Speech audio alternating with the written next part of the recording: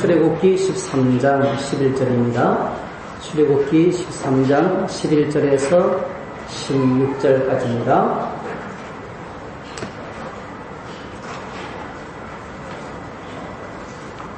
같이 읽으시겠습니다. 여호와께서 너와 내 조상에게 맹세하신 대로 너를 가나안 사람의 땅에 인도하시고 그 땅을 내게 주시거든 너는 태에서 처음 난 모든 것과 내게 있는 가축의 태에서 처음 난 것을 다 구별하여 여호와께 돌리라. 수컷은 여호와의 것이니라. 나귀의 첫 새끼는 다 어린 양으로 대속할 것이요 그렇게 하지 아니하려면 그 목을 꺾을 것이며 네 아들 중 처음 난 모든 자는 대속할지니라. 후일에 내 아들이 내게 묻기를 이것이 어찌 됨이냐 하거든 너는 그에게 이르기를 여호와께서 그의 손의 권능으로 우리를 애굽에서 곧 종이 되었던 집에서 인도하여 내실세 그때에 바로가 완악하여 우리를 보내지 아니하며 여호와께서 애굽 나라 가운데 처음 난 모든 것을 사람의 장자로부터 가축의 처음 난 것까지 다 죽이셨으므로 태에서 처음 난 모든 수컷들은 내가 여호와께 제사를 드려서 내 아들 중에 모든 처음 난 자를 다 대속하리니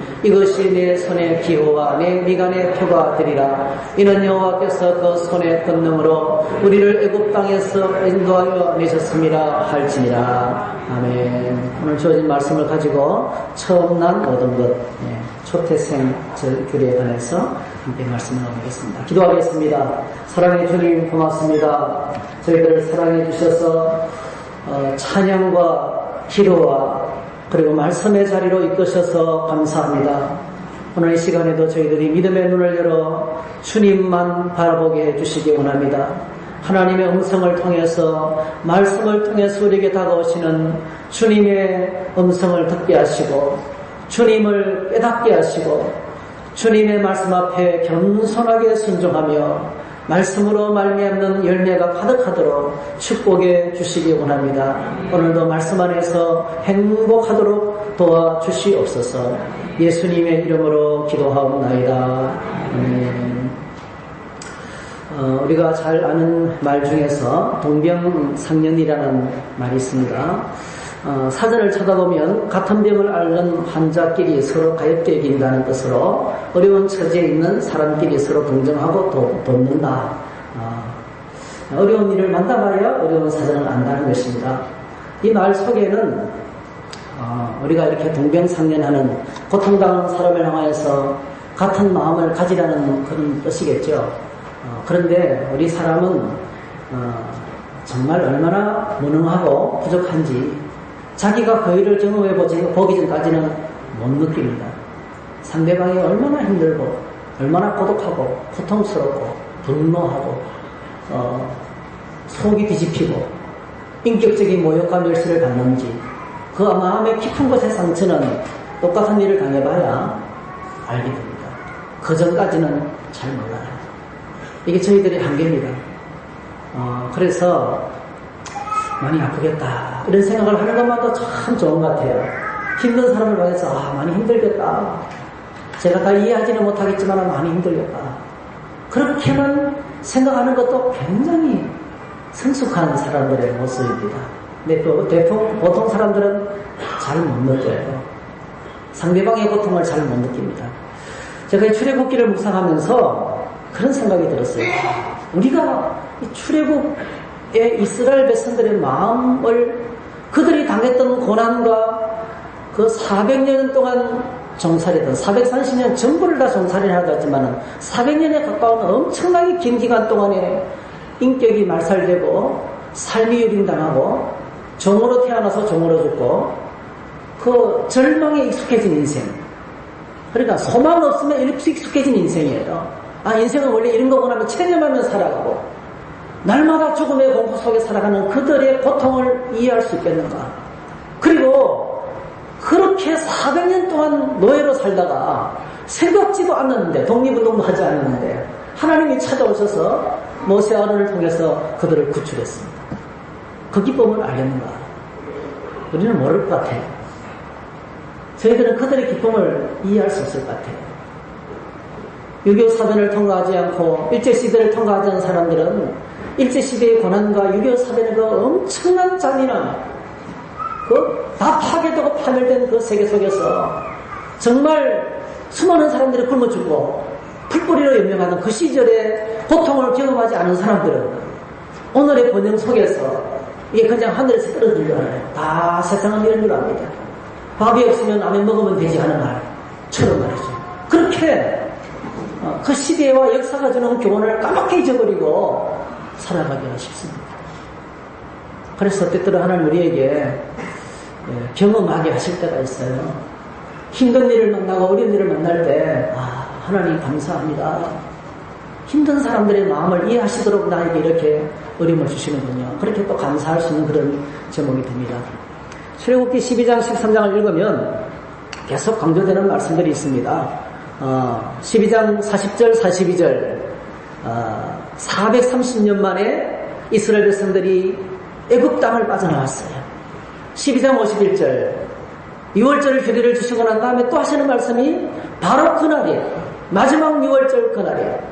10번째 재앙의 그날 밤에 여호와께서 이스라엘 자손을 그 무리대로 애굽 땅에서 인도하여 내셨더라. 이 위대한 430년 만에 해방을 받았다는 이 위대한 서술, 엄청난 서술이죠. 저희들은 지금 우리 민족 일이 아니니까, 우리 집안 일이 아니니까 감격하지 않을 수 있지만, 감격스럽지 않을 수 있지만, 이 위대한 서술은 그 정살이했던 이스라엘 백성들에게는 잊을 수 없는, 이 말만 들어도 가슴이 쿵쾅 뛰고 감격스러운 그런 서술이죠. 엄청나게 큰 서술입니다, 여러분. 우리가 이들의 기쁨 속에 못 들어가요, 사실은. 그런데 이 위대한 해방이라는 엄청난 말을 하면서 계속 앞뒤로 반복하고 강조가 있는 것들을 우리가 지금까지 생각했어요. 해방은 되었지만은 진정한 참된 자유를 누리는 하나님의 백성으로 애굽의 백성, 애굽의 노예죠. 애굽의 노예, 애굽 백성이 아니고요.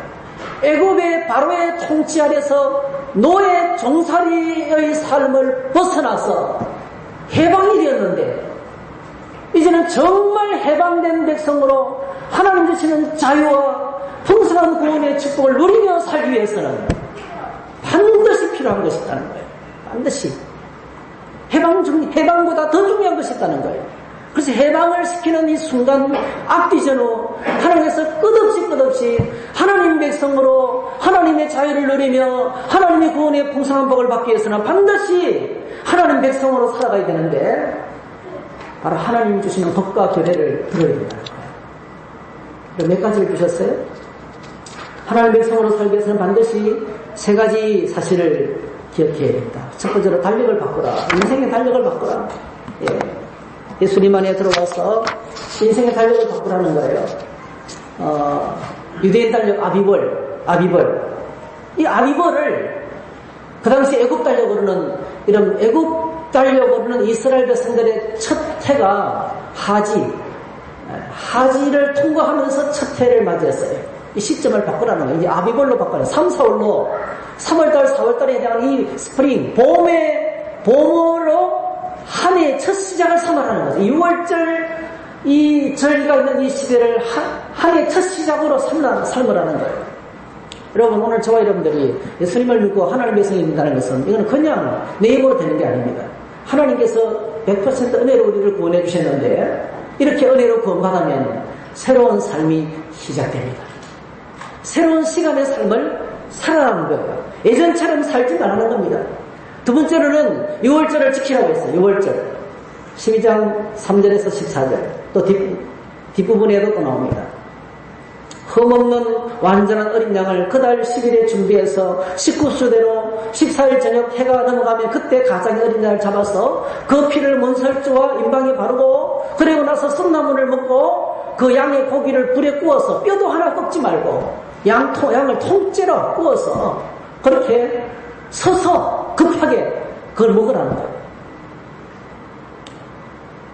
12장 13절에 보니까 내가 애굽 땅을 칠 때에 그 피가 너희가 사는 집에 있어서 너희를 위하여 표적이 될지라 내가 피를 볼 때에 너희를 넘어가리니 재앙이 너희에게 내려 멸하지 아니하리라. 한 따라 하실까요? 내가 피를 볼 때에 너희를 넘어가리니 너무나 중요한 말씀이기 때문에 반복하는 거예요. 내가 피를 볼 때 너희를 넘어가리니. 여러분, 이 말씀을 이렇게 읽으면서 이 정황을 자꾸 그때 상황을 자꾸 상상하셔야 돼요. 어떤 상황이었을까? 저는 이번에 어떤 묵상을 했냐면, 여러분, 이스라엘 백성들이, 출애굽한 이스라엘 백성들이 얼마나 되셨죠? 장정들만 60만이요. 적어도 200에서 300만 명, 전부 다 치면. 200에서 300만 명이 먹어야 될 양의 숫자를 한번 생각해 보세요. 5명이 한 마리씩 잡아도요, 40만에서 50만 마리의 양이 필요합니다. 어마어마한 양입니다.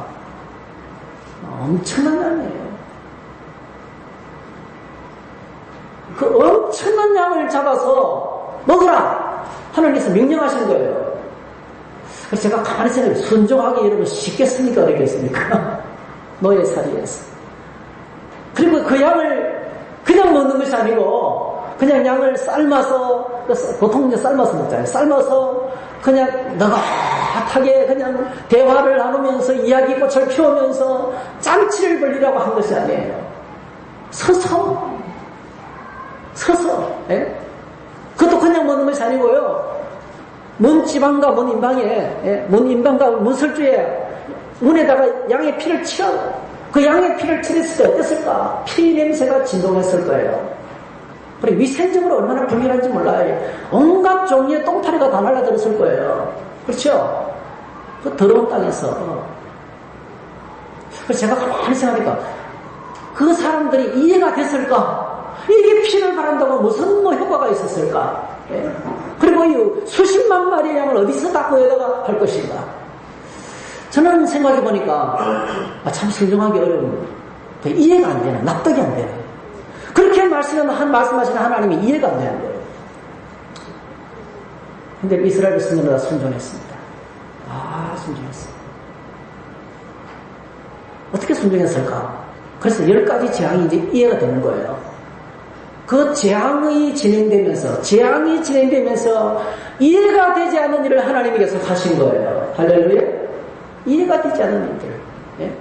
그 하나님이 하시는 그 일을 보면서 어느덧 이스라엘 공동체는 모세와 아론을 중심으로 말씀 공동체가 되어가기 시작했습니다. 하나님 말씀이면 순종하는 공동체. 하나님 말씀한테 이해가 되지 않지만은, 무슨 일이 일어날지 모르지만은 그 말씀대로 순종하는 믿음의 공동체가 되어갔던 거예요. 그래서 내가 피를 볼 때 너희를 넘어가리니, 순종의 결과는 상상을 초월하는 것이었습니다. 한번 따라하실까요? 내가 말씀에 순종하면 결과는 하나님이 책임지신다. 할렐루야. 그래서 이 결과, 그들이 말씀에 순종했던 결과가, 그게 첫 번째 6월절이었고, 그날 밤에 아직도 고기를 다 못 먹었는데, 예? 고기를 식사를 다 마치기 전에 그들은 뭡니까? 430년 만에 애국 땅에서 해방되었던 거예요. 할렐루야. 오늘 저와 여러분들이 하나님의 말씀에 순종하면 이런 기적을 경험하게 됩니다. 주님이 행하시고 주님이 역사하시고 주님이 이루시는 것을 보게 될 거예요. 그리고 세 번째로 주신 것이 무교절을 지키라 했습니다. 무교절을 지키라. 우리가 지난주에 생각했습니다. 6월절과 함께 14일 전에부터 21일 전에까지 7일 동안 이 무교병과 썸나물로 식사를 하고, 그리고 집안에 있는 모든 누룩을 제거하고, 해방 준비는 이 3가지 명령이었습니다. 달력을 바꾸고 6월절을 지키고 무교절을 지키는 것이었습니다. 드디어 해방이 되었습니다. 람셋을 출발해서 숫곳에 도착했습니다. 수많은 잡족들까지 헤아리면 200에서 300만 명이 되는 거대한 숫자가 해방이 된 것입니다. 해방된 그들 향해서 또 말씀하셔요. 그게 뭐였습니까? 6월절을 지키라, 무교절을 지키라, 그리고 오늘 우리가 생각할 초태생 규례를 지키라. 이 3가지 규례를 또 줍니다. 여러분, 우리는 지난번에 무교절의 의미를 함께 생각했어요. 한 해를 시작하면서 썬나물을 먹고, 그리고 딱딱한 빵을 일주일 내내 먹으면서 그들이 되새겼던 의미를 3가지만 저희들은 요약해서 생각했어요. 안전과 폭력가 주는 위험, 안전과 폭력가 주는 위험에서 이길 수 있다고 했어요. 가나안 땅에 들어가면 정착하면 믿음이 무너지기 쉬운데 한 해를 시작하면서 일주일을 시작하면서 한 달을 시작할 때마다 뭘 생각하는 거예요? 애굽 땅에서의 고통을 생각하는 거예요. 이 썬나물과 그 딱딱한 빵을 먹으면서 우리가 그렇게 살았지? 정말 비참하게 살았지. 그때 저희들은 예수님을 모를 때 저희들은 그냥 죽었었지. 하나님이 있는 줄도 모르고 세상 풍속을 쫓고 마귀의 노예가 되고 죄의 종이 되어서 정말 희망도 없이 꿈도 없이 험한 인생들을 살았었지. 그러면서 우리의 자신을 돌아보면서 다시 잃어버린 첫사랑을 회복하고 다시 주님께로 나가서 첫사랑의 감격을 회복하고 첫 열매, 첫 하나님의 그 주님을 만난 감격을 회복하면서 죽게 나갈 것을 다짐하는 시간. 여러분, 매주일마다 우리가 예배하고 매일같이 말씀을 펼치는 것 중에 하나가 가장 중요한 것이 이겁니다. 날마다 이 세상이 얼마나 위험한지, 이 풍요로운 세상이 얼마나 위험한지. 광야에서 살 때는 하나님만 붙들고 삽니다. 하나님만 붙들고 살아요. 근데 정착이 되고 나면 얼마나 위험이 찾아오는지. 이 위험에서 우리를 지키기 위해서 반드시 무교절을 지켜야 된다. 그 다음에 두 번째로는 진정한 겸손을 우리가 회복해야 된다. 우리는 원래 애굽의 노예였고, 우리는 원래 죄의 종이었고, 우리는 원래 마귀의 자식이었고, 세상의 노예였고, 아직도 내 안에 죄가 살아있고, 우리 본성이 사라지지 않고 남아있고, 나는 하나님 앞에 아무것도 할 수 없는 무능력한 존재고, 연약한 존재고, 이거 깨닫는 거죠. 나의 죄를 바라볼 때 진정한 겸손을 회복할 수 있다고 말씀드렸어요. 그리고 다시는 뒤로 돌아가지 말라. 다시는 모든 노력을 다 제거해라. 누룩이 들어가서 소리 없이 부풀러 버리는 것처럼 이 죄가 우리 인생에 들어오면 수리 없이 우리 인생을 파괴시키고 우리를 변질시키고 이 죄를 제거하라. 그래서 여러분, 날마다 저희들이 말씀을 읽으면서 내 자신을 깊이 성찰하고 죄를 깨닫고 회개하는 것이 얼마나 큰 축복인지. 여러분, 하나님 백성으로 살기가 어렵습니까? 어떻습니까? 하나님 백성으로 살기가 어떻습니까? 하나님의 백성이 되는 것은, 노예였는데 하나님께서 이스라엘 백성을 하나님 백성으로 만드시는 것은 은혜였습니다. 이스라엘 백성들이 할 수 있는 것이 하나도 없었어요. 100% 주님의 은혜였어요. 은혜로 우리는 구원받았어요. 내가 왜 여기 앉아서 예배드리고 있는지, 어떻게 하다가 이렇게 됐는지, 여러분, 하나님의 은혜예요. 하나님 은혜예요. 누구 잘못 만나서 걸려든 게 아니에요. 어쩌다 보니까 이렇게 된 것이 아닙니다. 우연한 사건도 아닙니다, 여러분. 그래서 날마다 고백해야 돼요. 주님의 은혜와 사랑으로 하나님 백성이 된 것에 대해서 감사를 드려야 돼요. 그게 믿음입니다. 그런데 하나님 주시는 통상한 구원을 누리고 죄의 종된 삶에서 자유를 누리고 하나님 주시는 통상한 구원의 축복을 누리기 위해서는 반드시 오늘 저와 여러분들이 주시는 교회의 말씀을 붙잡아야 돼요. 하나님의 말씀을 붙잡아야 돼요. 하나님의 말씀을 그냥 붙잡는 것이 아니고요. 하나님의 말씀을 붙잡는 전쟁을 해야 됩니다. 하나님의 말씀을 붙잡는 전쟁. 여전히 옛날로 돌아가려는 내 자신, 게으르고 연약하고 죄를 좋아하는, 죄가 살아 꿈틀거리는 내 자신과 싸워야 됩니다. 여전히 우리를 유혹하는 세상이 아직도 근제합니다. 마귀도 우는 사자와 조리를 삼켜내고 우리를 노리고 있습니다. 세상과 싸워야 되고 원수 마귀가 싸워야 됩니다. 우리는 모든 것을 다 가리켜서 영적 전쟁이라고 합니다. 영적 전쟁. 여러분, 영적 전쟁을 해야 됩니다. 이런 하나님 백성으로 살아가기 위해서 하나님 주시는, 우리를 위해서 주시는 마지막 교례가 오늘 첫 태생 교례입니다. 13장 1절에서 3절, 11절에서 16절. 13장 1절에 보니까 여호와께서 모세에게 이르셨을 때 이스라엘 자손 중에서 사람이나 짐승을 막론하고 태에서 처음 난 모든 것은 다 거룩히 구별하여 내게 돌리라. 이는 내 것이니라 하시니라. 11절에서 16절 우리가 읽었습니다. 이 말씀 읽으면서 첫 초태생의 규제를 주시면서 16절에 이렇게 결론을 냈습니다. 16절. 이것이 내 손의 기호와 내 미간의 표가 되리라. 이는 여호와께서 내 그 손의 권능으로 우리를 애굽에서 인도하여 내셨음이니라 할지니라 했어요. 이 앞부분에도 이런 말씀을 6월절 규례에도 똑같은 말씀을 하셨어요. 대대로 지킬 규례다. 그리고 또 이것은 그냥 초태생에 관한 규례는 그냥 생각하면 안 되고 내 손바닥에 새기고 내 이마박에도 새겨야 될 말씀이다. 이스라엘 사람들이 이걸 그대로 문자적으로 해석했어요. 문자적으로. 이렇게 문자적으로 해석하는지 모르겠어요. 이걸 그냥 깨알같이 적어서 손에 적고 다니고요. 그리고 이 말씀을 그대로 깨알같이 적어가지고 조그마한 상자를 만들어서 이마떼에 붙이고 다녔어요. 이렇게. 유대인들. 지금도 그렇습니다. 여러분. 바리새인들. 지금도 그 유대 땅의 정통 서기관들은요, 아직도 이렇게 이마떼기에 이걸 상자를 붙이고 다닌다니까요. 그럼 왜 이렇게 말씀하셨을까? 하나님의 백성으로 살기 위해서 해야 될 우리가 중요한 것이 있어요. 그것은요, 하나님 백성으로 살면서 하나님 주시는 풍성한 복을 누리기 위해서는 하나님의 말씀을 기억하고 붙잡아야 되는데, 이 하나님 말씀을 내 마음판에 깊숙이 새기라는 거죠. 뼛속까지 깊숙이 새기더라는 거예요. 할렐루야. 그냥 하나님의 말씀을 대충 듣고 즐기고 감상하고 끝나는 것이 되지 말게 하라는 거예요.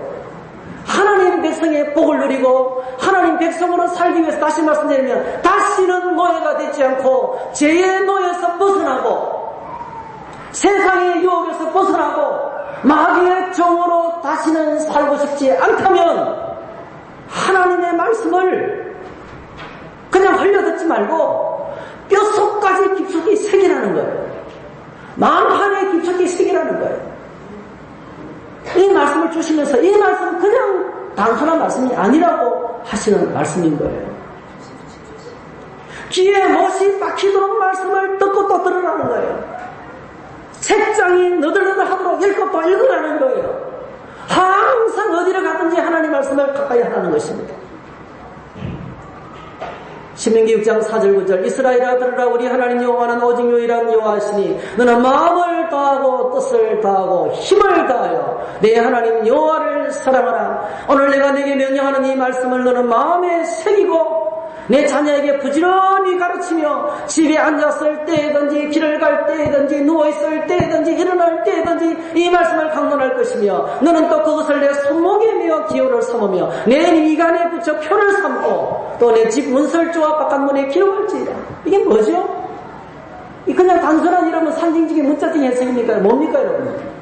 하나님의 말씀을 흘려듣지 말고 마음판에 새기고 뼛속에도 새기고 항상 생각하고 말씀 가운데 살아가는 거예요. 여러분 하나님 말씀 안에 살면 진짜 자유를 누리는 하나님의 백성이 됩니다. 하나님 주시는 풍성한 복을 누리게 됩니다. 신명기 28장에 나오는 그 엄청난 복이 하나님 복을 주시고 싶었어.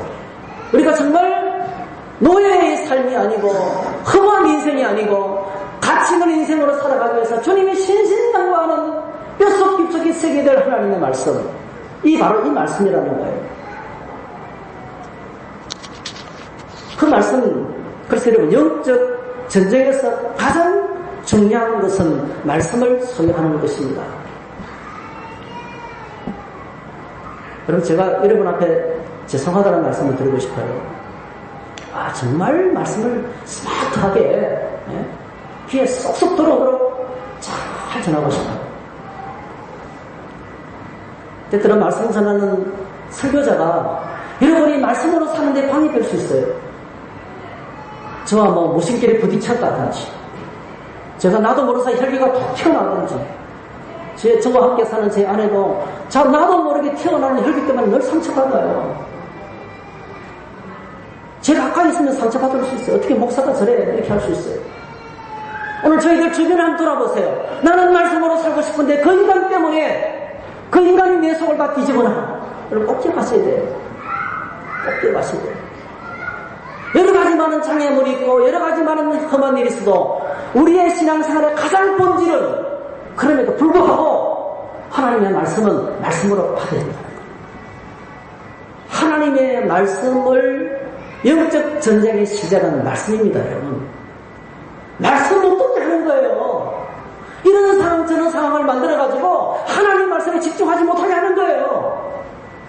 그게 마귀가 쓰는 겁니다, 여러분. 인간 아무것도 안 해요. 저는 별 수 없어요, 여러분. 형편없습니다. 우리의 속을 깊이 들다 보면 정말 부끄러워요. 내놓은 것이 하나도 없습니다, 여러분. 옷을 갖춰 입고 화장을 하고 꾸미고 사니까 그렇지. 숨겨진 아픔과 상처가 다 있고요. 보이지 않는 상처가 있고요. 모난 데가 다 있고요. 근데 꼭 기억하셔야 돼요.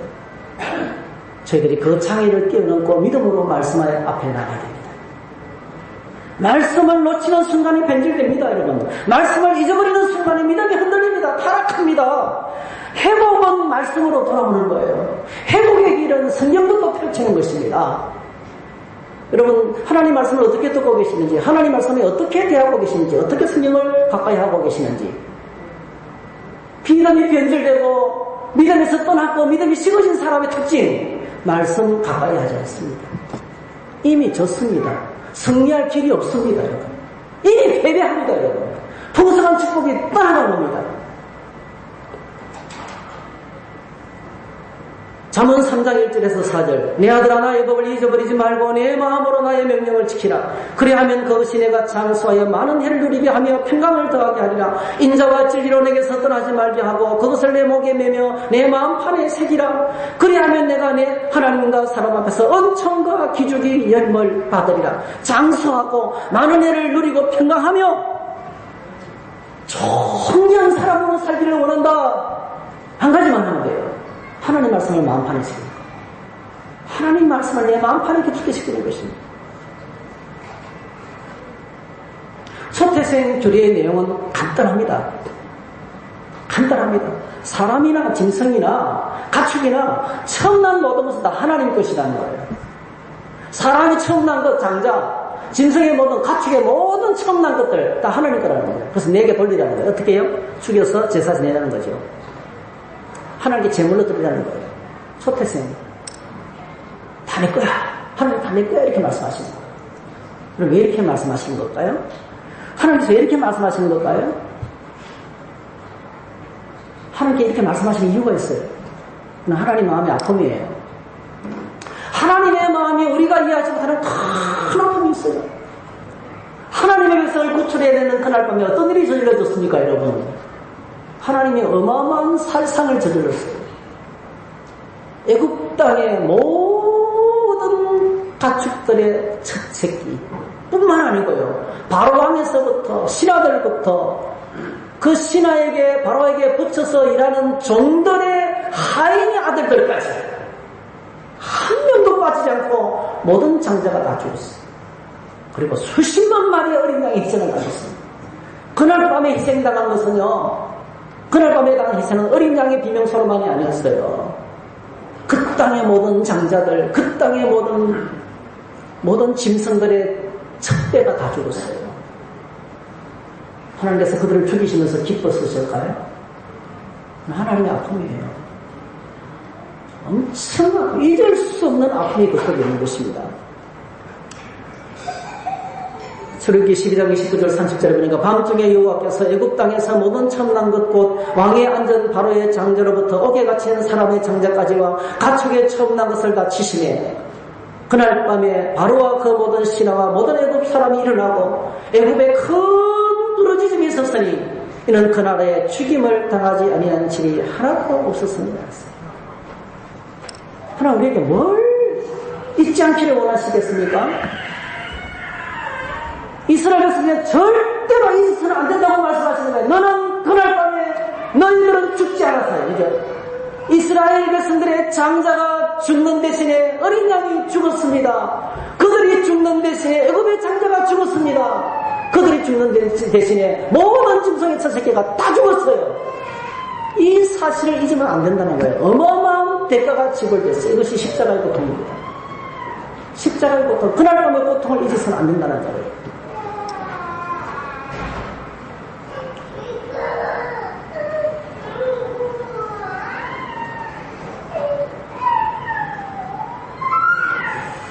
십자가는 사람을 달아 죽이는 죽음의 도구였어요. 거기서 하나님의 아들 예수 그리스도께서 무지하신 것에 의해서 백성을 구원하시기 위해서 영광의 보좌를 버리고 낫고 천한 사람의 몸을 입고 이 땅에 오셨습니다. 죄와 죽음의 권세, 마귀의 권세에 묶여서 한평생 고통하며 안수 있는 사람들을 위해서 구원하셨어요. 못 걷는 자를 걷게 하셨습니다. 못 듣는 자를 듣게 하셨습니다. 말 못하는 사람을 말하게 하셨습니다. 못 보는 자를 보게 하셨습니다. 죽은 자를 살리셨습니다. 그리고 가난한 자들에게 기쁜 소식을 전해주셨습니다.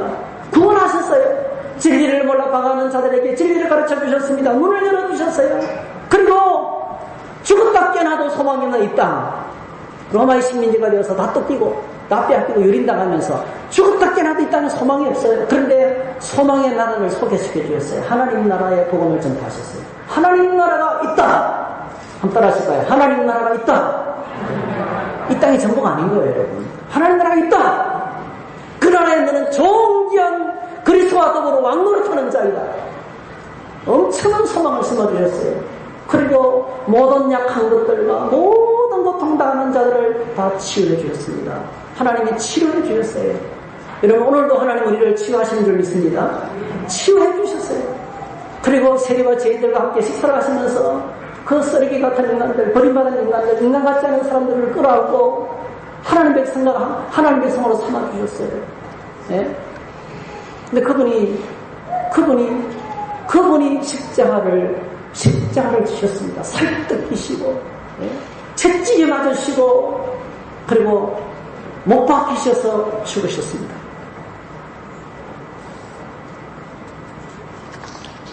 하나님의 어린 양 되시는 예수께서 십자가를 지셨습니다. 이사야서 53장 5절 6절 그가 찔리면 우리의 허물 때문이요 그가 상함은 우리의 죄악 때문이라. 그가 징계를 받음으로 우리는 평화를 누리고 그가 채찍에 맞음으로 우리는 나음을 받았도다. 우리는 다 양 같아서 그릇 행하여 각기 제 길로 갔거늘 여호와께서는 우리 모두의 죄악을 그에게 담당시키셨도다. 우리의 죄를 십자가에서 대속하셨습니다. 십자가에서 죄를 벌하셨습니다. 공의를 집행했어요. 죄를 처벌했습니다, 여러분. 그리고 십자가에서 우리의 죄를 덮으셨습니다. 우리가 아직 연약할 때, 우리가 아직 죄인 됐을 때 그리스도께서 우리를 위해 죽으심으로 하나님께서 우리에 대한 사랑을 확정하셨습니다. 사랑을 덮었습니다. 사랑은 죄를 덮는 것입니다. 여러분, 자꾸 옳은 소리 하고 다른 사람 마음 아프게 하고 상처 주는 것은요, 사랑이 없어서 그래요. 옳은 소리를 탁탁 하면서 상처 탁탁 주는 사람들은요, 사랑이 없어서 그래요. 사랑은 덮는 것입니다. 죄를 덮어주는 것입니다. 허물을 덮는 것이 사랑입니다. 십자가에서 우리의 사랑을, 우리의 모든 죄를 다 덮어버리셨어요. 없어졌습니까? 있어요. 죄가 있습니다, 여러분. 덮었습니다. 안 보이게 가려버린 거예요.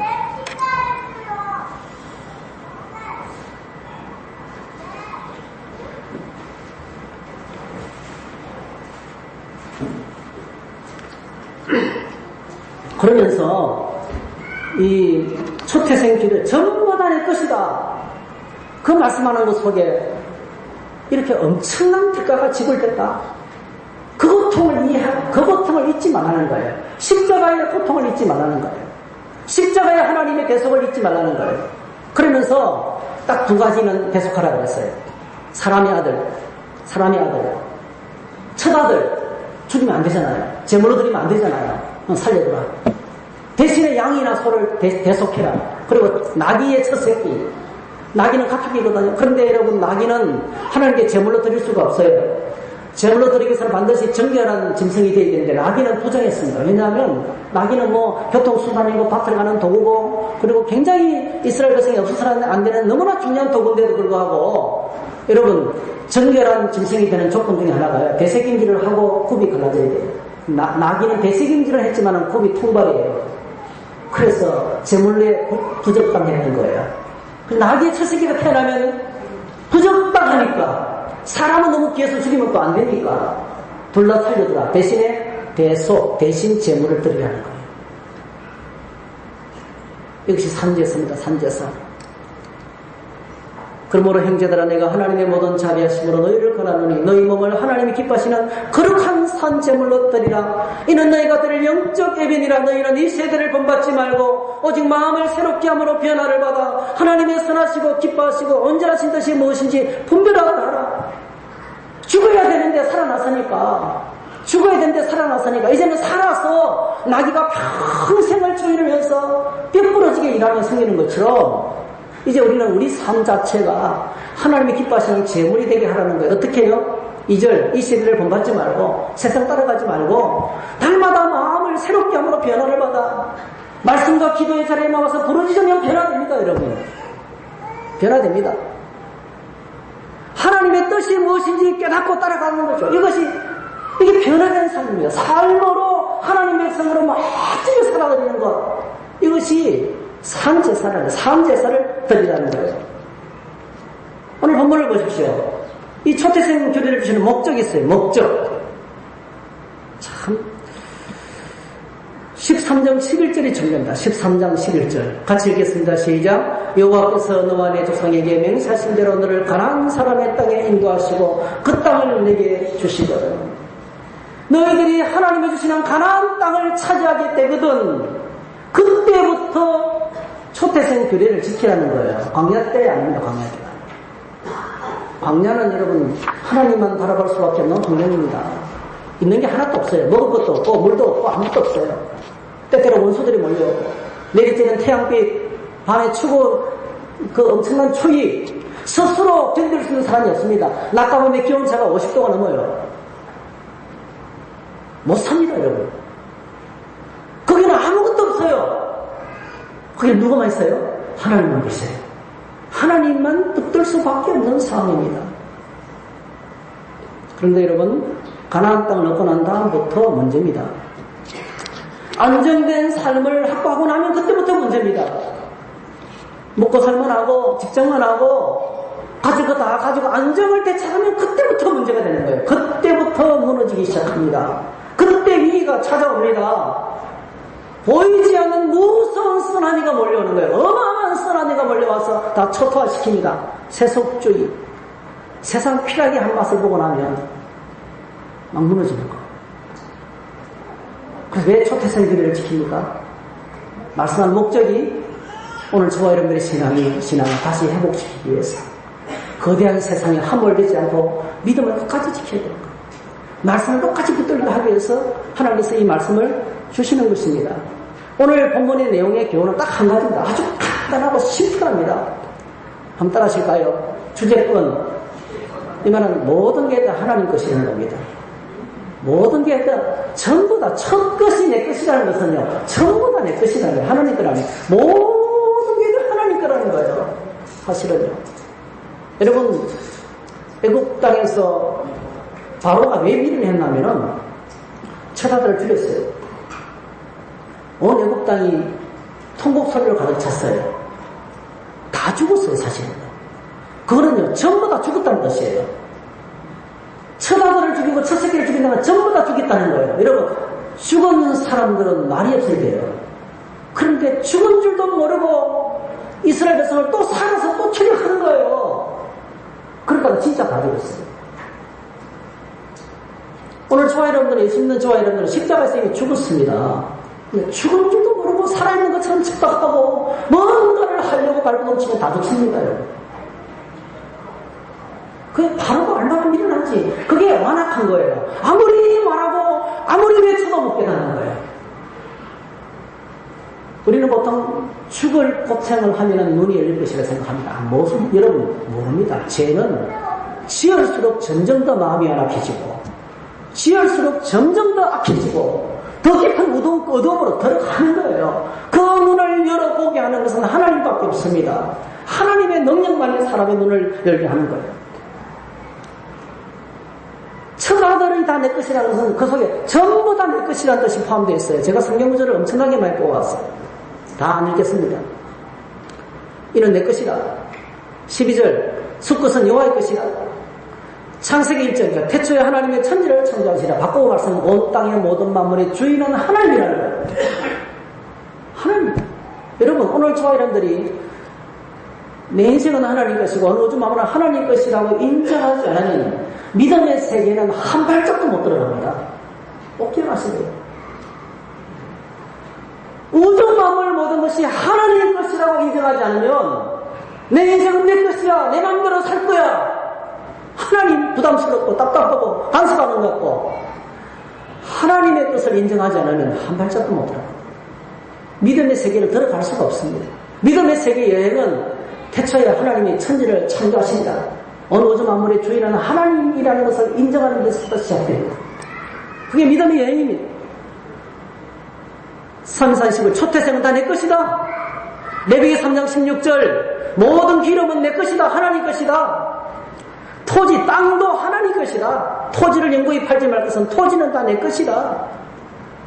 레위기 27장 30절 10분의 1, 10분의 1은 하나님의 것이다. 여러분 10분의 1을 왜 못 드립니까? 제가 헌금 설교 안 하기로 결심했어요. 근데 10분의 1을 왜 못 드립니까?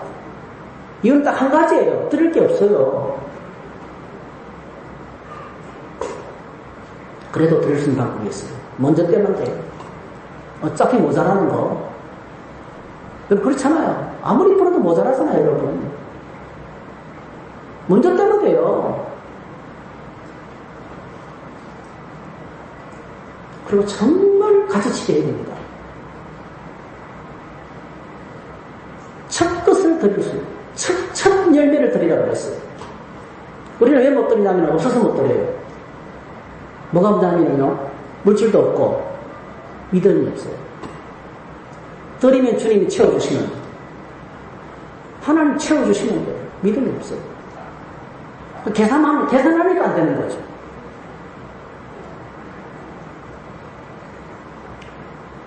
민수기 3장 12절 레위인은 내 것이다. 민수기 3장 13절 처음 태어난 것은 내 것이다.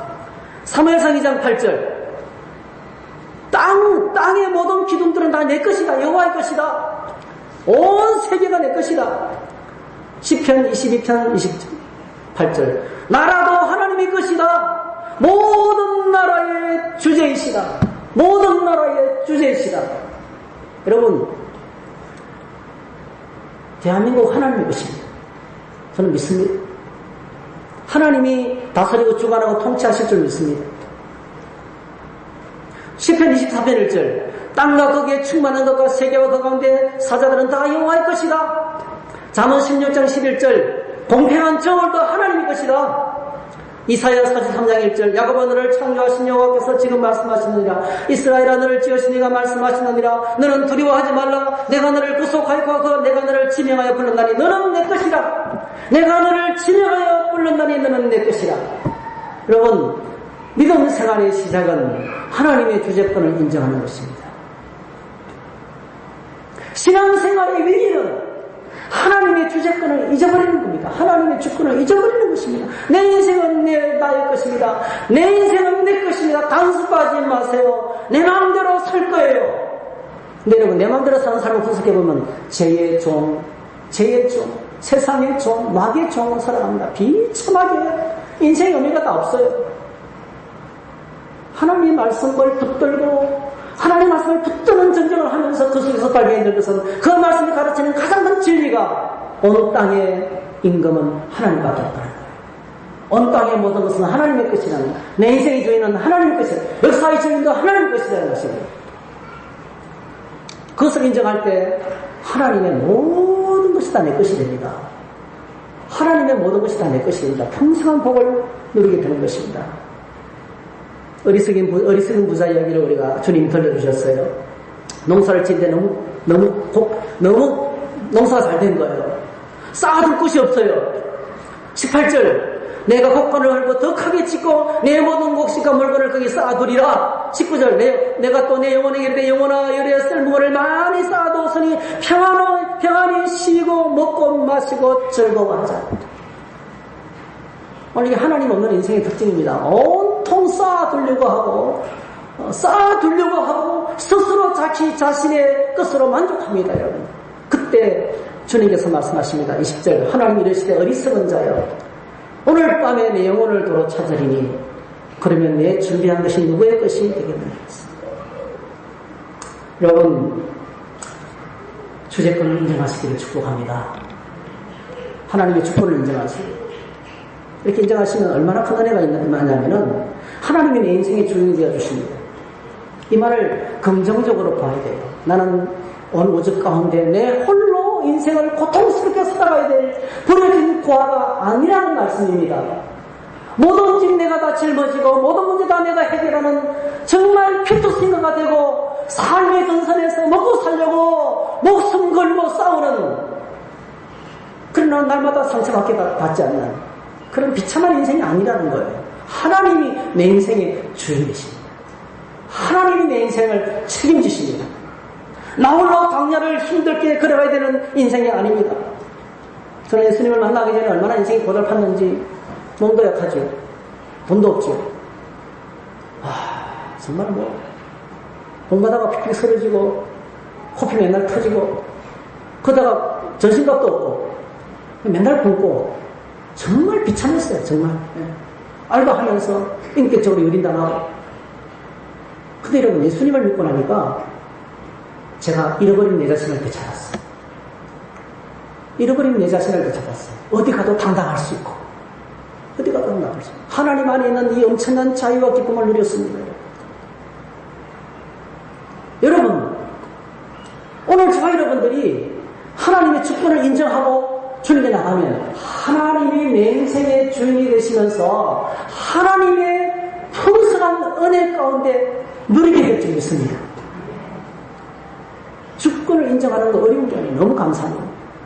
두 번째로는 하나님의 역사의 주인이 되십니다. 하나님이 역사의 주인이 되시는 것을 인정해야 됩니다. 로마서 12장 30절에 보니까 이는 만물이 주에게서 나오고 주로 말미암고 주에게로 돌아갑니다. 그에게 영광이 쇠쇠 있을지어다. 하나님께서 온 우주 만물을 창조하셨습니다. 주로 말미암고 유지하고 섭리하고 다스리고 계십니다. 그리고 마지막에 주에게로 돌아갑니다. 심판하시는 겁니다. 역사의 시작과 끝은 그분의 손에 달려 있습니다. 하나님 우주 만물을 포기하지 않습니다. 지금 그대로 운행하고 계십니다. 역사를 지금 하나님이 주관하고 계십니다. 어느 한 정치 지도자가 이 역사를 이끌어가고 있는 게 아니에요. 그도 하나님의 손에 쓰임받으신 도구일 뿐입니다. 하나님 뜻을 어기고 벗어나면 반드시 하나님이 처벌하십니다.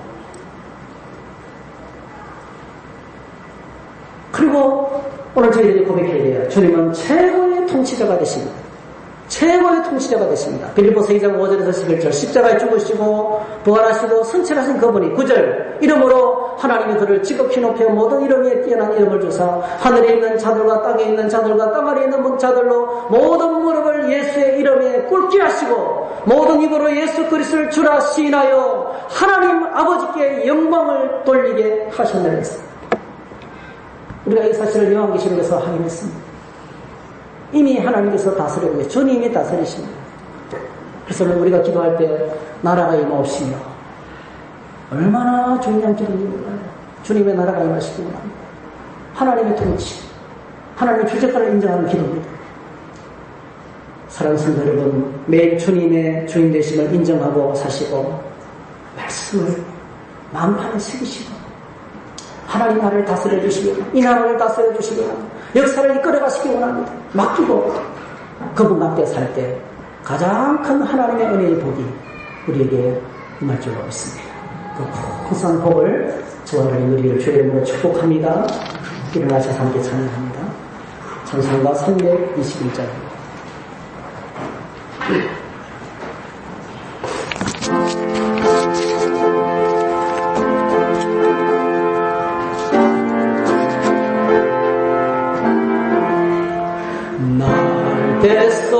대속하신 예수께 내 생명 모두 드리니 늘 진실하게 하소서. 내 구주 예수여 나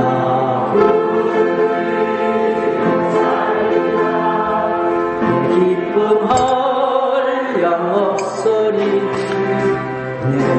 갈 길 인도하소서. 내 구주 예수여 날 구원하신 예수를 일평생 의지하오니 날 영접하여 주소서.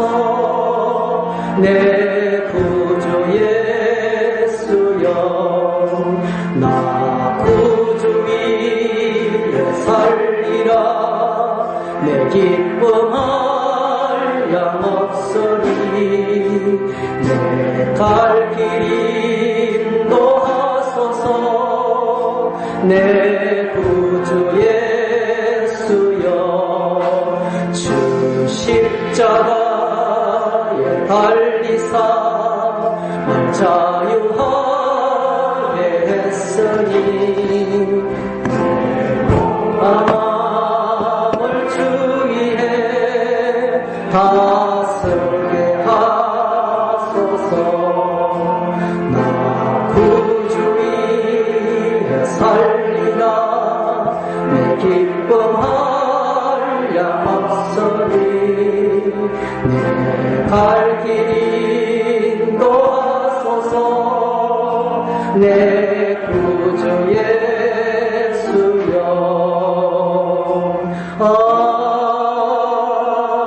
아멘. 오늘 이렇게 기도했으면 좋겠습니다. 초태생 규례를 마음에 새기면서 주님의 하나님의 주재권을 인정하고 고백합니다. 주님은 내 삶의 주인이십니다. 내가 가진 모든 것을 낱낱이 구별하죠. 이것도 주님 것입니다. 이것도 주님 것입니다. 주님의 뜻대로 사용하시고 하나님 뜻대로 살아갈 수 있도록 도와주시고 말씀을 마음판에 새기며 살아갈 수 있도록 도와주시기 원합니다. 역사의 주인, 환경과 역사의 주인이 되십니다. 이 나라를 위해서 염려되는 이 땅의 상황을 위해서 기도하시고요. 그리고 주님 최고의 통치자가 되십니다. 그분의 통치를 사모해야 됩니다. 하나님 나라가 임하시기를 원합니다. 그리고 다니엘 기도를 위해서 함께 기도하는 1, 2분 정도 간단하지만 짧지만은 우리 고백을 좀 주님께 드리는 시간을 가졌으면 좋겠습니다. 오늘은 좀 조용하게 자신의 기도를 좀 고백을 하나님께 올려드렸으면 좋겠습니다. 다 같이 한번 기도하십시오. 출애굽기 13장 11절입니다. 출애굽기 13장 11절.